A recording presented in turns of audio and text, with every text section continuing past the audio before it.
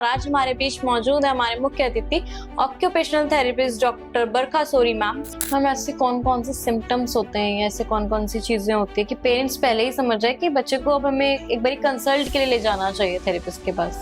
Ma'am ये होते हैं science of screen dependency. That means कि ऐसे क्या लक्षण है कि जिससे हमें लगता है कि हमारा बच्चा स्क्रीन एडिक्ट हो चुका है।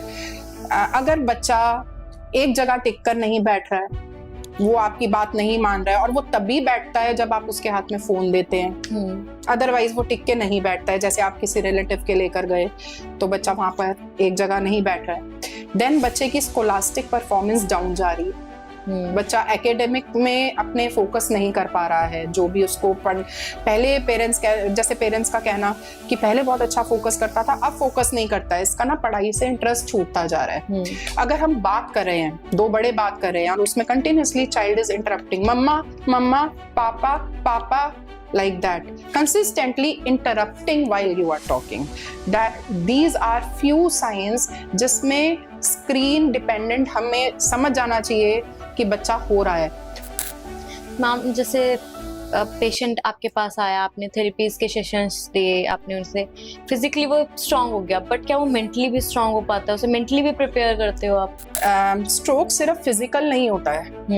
जब स्ट्रोक आता है तो कई बार हमारी कॉग्निटिव एबिलिटीज भी कॉम्प्रोमाइज्ड होती हैं उसके अंदर। Cognitive means mental abilities. Cognition में क्या क्या आता है? कॉग्निशन में आता है attention, orientation, problem solving skills, memory, judgement skills and abstract thinking.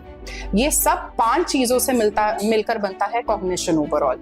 तो कई बार ये हमारे ब्रेन के एरियाज पे डिपेंड करता है, कौन सा एरिया में मेंटल जो ट्रॉमा हुआ है वो कहाँ हुआ है। अगर ट्रॉमा आपका किसी भी स्पेसिफिक लोब में आता है जिसमें कॉग्निटिव फंक्शंस भी इन्वॉल्व हैं, तो ये सब प्रॉब्लम्स आएंगी अलोंग विद दैट।